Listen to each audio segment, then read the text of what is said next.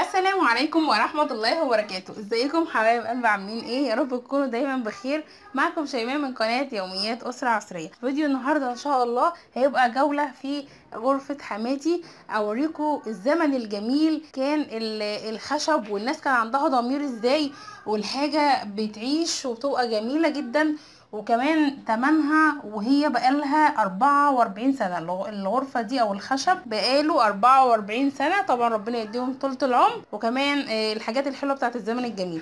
بس قبل ما ابدأ الفيديو حابة اقول ان الفيديو ده تعاون بيني وبين قناة يوميات مع حماتي، عشان بقى يبقى الفيديو متماشي كده مع بعض. ودي غرفة حماتي، وهي قناتها اسمها يوميات مع حماتي. ام خوخة انسانة جميلة جدا وكلامها بيعجبني قوي، هي من الغربية. انا بحب طريقة كلامها وفيديوهاتها جميلة. طبعا فيديوهاتها اليوميات بتاعتها مع حماتها، طبعا ازاي بتعمل ايه وبتنظف ايه، وكمان عندها خبرة جميلة جدا في تربية الطيور والحمام.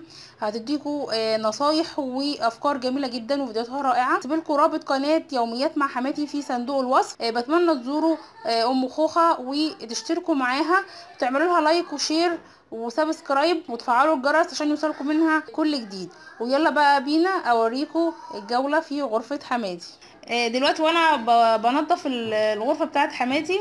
طبعا انا كنت شايله هنا السجاد، شلت السجاد وطلعته يتشمس، وغيرت الملايات، وشلت كمان المخدات والخداديات وطلعتهم يتشمسوا بره. وقلت بقى هنضف كده وامسح وهصور لكم معايا. خلاص بقى انا هوضب واخلص وهفرش، وهنشوف الشكل النهائي معانا للغرفه عامل ازاي. انا كده خلاص خلصت، طبعا مسحت ولمعت وعطرت الاوضه كويس، وفرشت هنا كمان السجاد زي ما انتم شايفين معايا. شوفوا كده الخشب، شايفين الدولاب شكله عامل ازاي، والسرير والتسريحه او الشفونيره كانت عامله ازاي. الاول كانت حجمها طبعا كبير، دلوقتي بدا يقل الشفونيره دي، معرفش في ساعات كمان معرفش بيعملوها بتبقى يعني حجمها صغير جدا.